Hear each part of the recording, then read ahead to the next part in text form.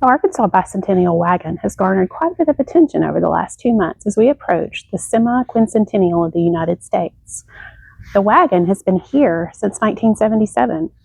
Mike Barnett's visit with us a few weeks ago and his unique perspective on the wagon and the other wagons that were built for this bicentennial were something we had to share. Mike's memories with the bicentennial wagons go back to Jonesboro, Arkansas in 1974, 2 years before the bicentennial. His grandfather, Mike Barnett, who had a love for the old ways and a slower way of life, had acquired the Arkla Village Carriage Works and Huntingburg Wagon Works, and with it, the contract for building 61 wagons for a historic wagon train. The Arkansas Village Huntingburg Wagon Works used plans from the Smithsonian to build the wagons for the train that would begin on the West Coast in Washington on June 8, 1975, and conclude at Valley Forge on July 4, 1976. It was a seemingly impossible task, but Mike remembers the old guys his grandfather brought in to help meet the deadlines. Yeah, to get all that done before the bicentennial. And they were done, you said, by March of '76? I know this one said this was dedicated in March. I don't know when the wagon train was supposed to. It was, where was it going to? Was it Valley Forge? Valley Forge. And they were to arrive there on July the 4th. Was that when it was supposed to? They were supposed to be there. Mike's dad served as wheelwright for the contract. His work continued even after the wagons were shipped to each state. The wheels were modified slightly to make them more suitable for travel on modern roads, including fitted hard rubber tires on the wheels, steel axles in the axle trees, and roller bearings in the hubs. However, despite the modifications, repairs were necessary. It's really big. I mean, the wheels are even bigger than I remember too. I remember them being big. I remember putting it in that. He had that stretcher that he used to stretch that rubber back over those wires to close that gap up. And I would look at it and think, well, that's not going to hold, but it's just, that rubber's, it's got such a good grip on that channel steel there that it'll stay there. But that was a constant repair. These rubbers would come off, and so they were shipping wheels back, and Dad was shipping them out. They made so many spares. I'm surprised y'all didn't get spares with it. We may have. Lots of Elmer's glue. I remember that too. They used in the spokes where they drove into the hubs here, and into the rim. One of the first things Mike shared with us was how the wagons were numbered. Each wagon's serial number was imprinted on a tag and attached to the wagon. The Arkansas wagon was numbered as Wagon 1. He said it reserved number 1 serial number for Arkansas for the number 1 state. He loved his state and he loved his country. Very proud of him. This memory was so clear to him that he brought an extra tag that could be fixed on the wagon if the original was missing. As the wagons were completed, they were shipped out to the state for which the wagon was named. The Mayflower Shipping Company won the contract for this stage of the process. I know that I'm pretty sure it was Mayflower that was hauling most of the wagons.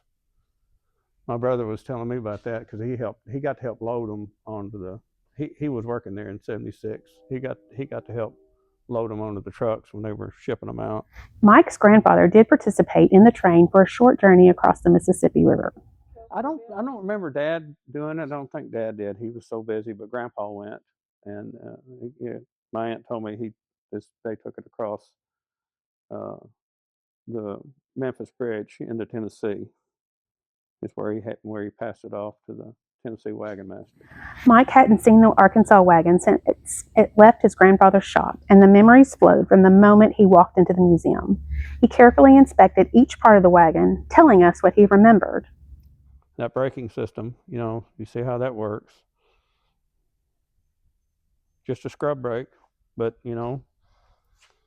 against that rubber, it works pretty good. Now, most of these, originally it was a steel rim, and so it probably wouldn't have had that steel. It wouldn't have been a wood against the steel. I mean, it would lock a lot better, I'm assuming.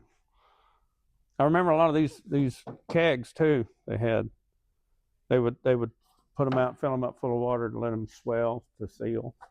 See, this one would leak now because it's dried up and shrunk. Yeah. But imagine that's what you took your water in. Your drinking water was in that. So. He even crawled underneath to see the signatures of those who rode on the wagon during the different segments of the train. His grandfather passed away in 1982, his love of wagons not dimmed by the project that enamored a nation. We had some really tough ancestors to think of what they went through, and everything you did every day was to do something to survive. So I'm so glad to see the wagon and see how good a shape it's in, and just Dad would be proud. Dad died 10 years ago in January, and he would have loved to have seen it, or maybe not. I don't know. I'm sure he would like to it, but I mean, some of the memories of it, he worked all the time. I mean, he was working on these wheels, and they were shipping wheels so much left and right. He worked so many hours. We'd be down there after school, go down there with him, and throwing these rubbers. They threw those rubbers all the time off of there. That rubber.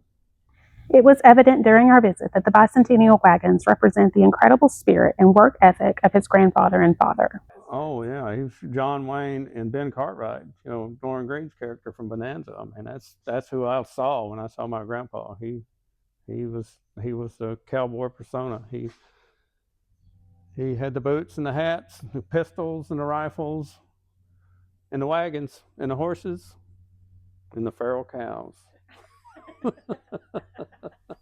I was glad he was able to accomplish it, and him and my dad were the people to do it. They could do.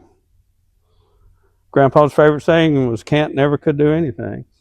Mike's visit and his memories endeared the Arkansas wagon to us all the more. He gifted us a photo of his grandfather in front of the Arkansas Village Huntingburg Wagon Works.